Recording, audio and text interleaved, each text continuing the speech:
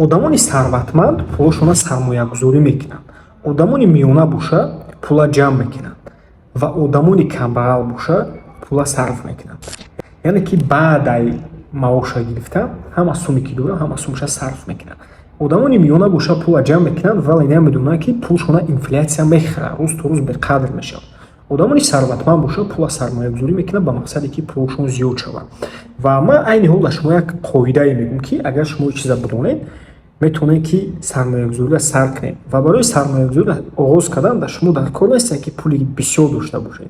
ҳамаи одам метавонад ки сармоягузорӣ кунад, ҳатто ба пули камам. биёед мебинем ки пулҳои сармоягузорӣ кардаи шумо чӣ қадр зиёд мешавад. агар ки мо ширкати Microsoft да 35 сол пеш $5000 сармоягузорӣ мекардем, $5000 мо айни ҳол $1 миллион мешид. дар ширкати Apple боша $5000 мо дар муддати 20 сол ба $1 миллион табдил меёфт.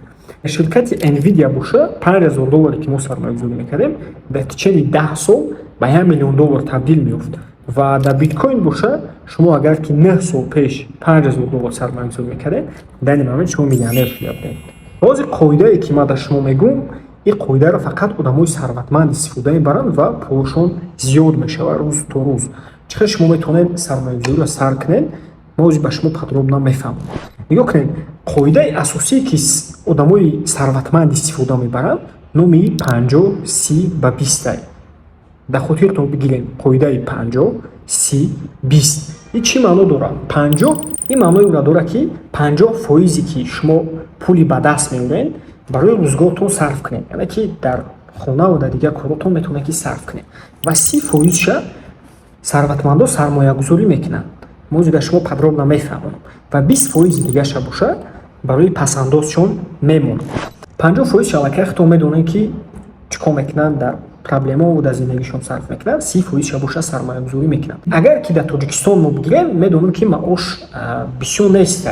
мақсад шумо агар ки 30% баъзеатон 30% сармоягузорӣ кунед, бигем ки шумо намерасад пултон дар зиндагитон.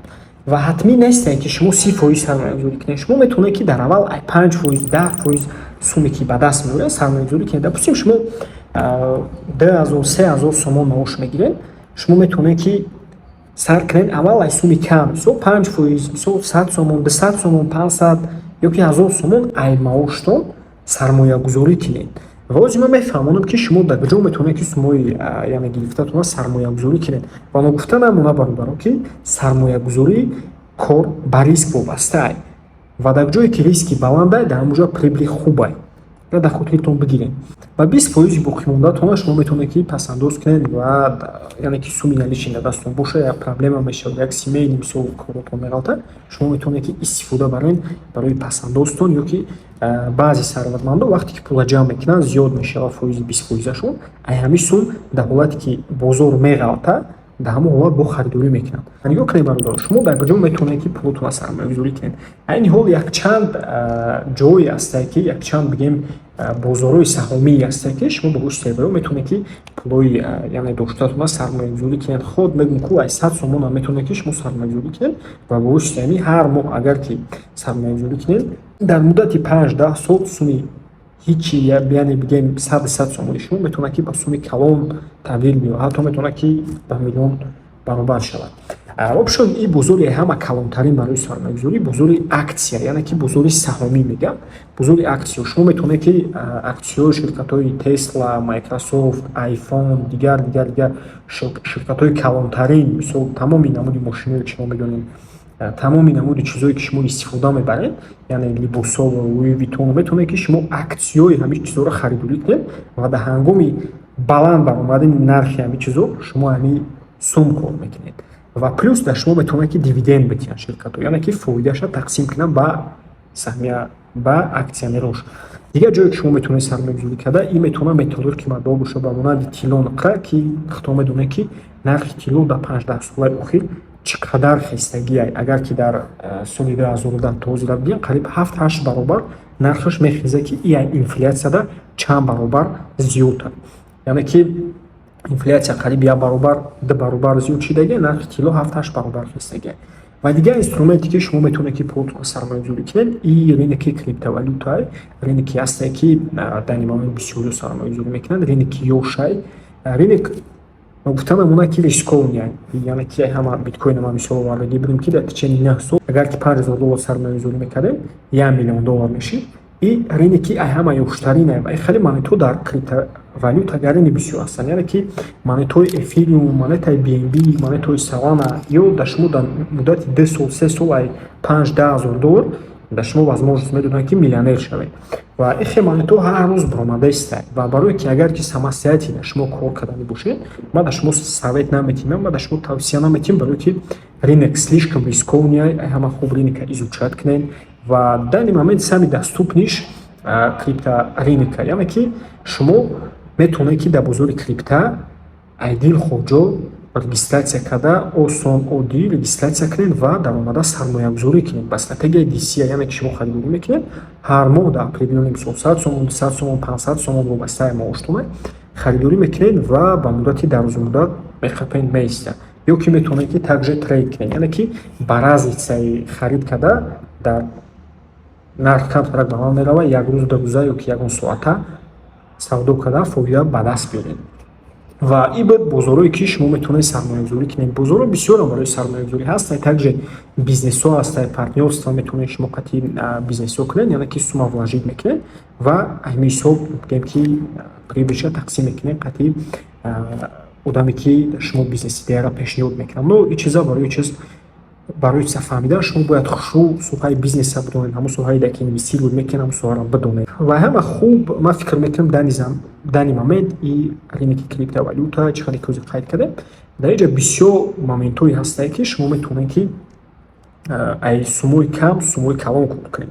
Ва ай ҳама хуб правилно донистана, яъне ки дар рынки криптовалюта якчанд намуди гурӯҳҳои монетаҳо ҳастанд. Шумо бояд бидонед, яъне секторошона, кадом намуд сектора ҳастанд, кадом намуд сектора шумо бояд харид кунед. Монетое ки шумо харидорӣ мекунед, айҷати ризик чӣ хел бояд монета бигиред ки кам риск бошад. Ба монанди баъзеҳо дар мо менависанд ки фалон чизро харидем 70-80% минус дем. Хеле чизо қати хубш ки тарғабат накунед, чизе ки намефаҳмед, намедонед, хубш ки вообще тарғабат накунед. Лучше ёд бигиред, камтарак як чиза бифаҳмед, бихонед ва тарғабат кунед да плюс бошед, чтобы ки шумо фоида ба даст биёред ай тарговлӣ кардагӣ. Ба ман мехоҳанд ки намехоҳанд ки чиза ёд бигиранд камтарак. Шумо барои ки як кора бикунед, шумо мерен аввал ҳамун соҳаро мехонед, изучат мекунед, баъдан шумо сар мекунед, барои ки фоида ба даст биёред, шумо баъдан сар мекунед ин кора. Не ки вақти криптаро як кас мегӯяд чия бихаред, медаванд ҳамашон мехаранд. Ин главная ошибкаи сармоягузорое ки баъдан пулои калона ай даст метиҳанд. Дамо ҳастанд одамои $5,000-10,000 мехаранд, баъд менависанд ки ака ман 70%, 80% сол минус дорем, чӣ кор кунам? Ман мегӯям шумо ки шумо хубш ки дар ҳамун $100 ягон обучение мезгаштен, ёд мегирифтен ҳамин соҳара пурратар, баъдан сармоягузорӣ мекардем, прибыли шумо убиткаи шумо қабисён намешид. Шумо айни ҳол метавонистед ки дар прибыли буроед, дар прибыли хуб буроед. Барои ин қадар барое ки бихоҳед ки дар крипта сармоягузорӣ кунед, ин соҳаи бисёр калона ба ин видеои мо пурраира фаҳмонда наметавонем.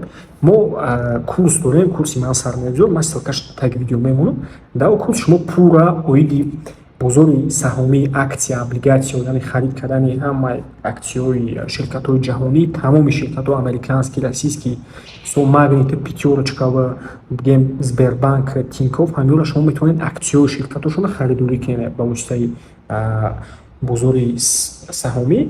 Мо дар обучение ҳамин чизҳоро пурра ёд додагем ва чӣ хел риск дорад ҳамин чизҳо, кадомаш рискае, кадомаш рискиш камае, ҷода хубаш сармоягузорӣ кунед. Тренди сол, главный тренди сол кадома, яъне ки тренди сол гуфтамро мегӯям ки кадом инструментҳо дар ҳамин сол ай ҳама прибыли зур метиҳанд. Ва мо барои пашакви дар обучениё фаҳмондагием, чӣ хел шумо анализ мекунед, фундаментальный анализ мекунед, технический анализ мекунед, ба воситаи ҳамиё шумо метавонед ки нархи минималӣ қатъи бихаред ва нархи қимат қатъи фурӯхта ай сармоягузорӣ фоида ба даст биёред. Ва ин чизҳоро мо пурра фаҳмондагием ва тарзи диверсификатсия кардани портфел. Вақте ки шумо сармоягузорӣ мекунед, обязательно портфели шумо бояд диверсификатсия шудагӣ бошад ки мо инро пурра дар обученӣ фаҳмондагием. Агар ки шумо мехоҳед ки сармоягузорӣ кунед, мехоҳед ки хушрӯ ёд бигиред ҳамаи соҳаҳоша сармоягузорӣ ва трейдинга, пас метавонед ки номерое ки ман дар зери видео мемонам ё ки дар поён мемонам, дар номерои мо муроҷиат кунед ва обучениеро дастрас кунед, хушрӯ грамотна сармоягузорӣ кунед ва ай трейдинг сармоягузорӣ биден фоидаи хуб ба даст биёред. Агар ки ягон саволои дигартон боша ёки ё мушкили ягон чизотон боша, метавонед ки дар зери видео нависед.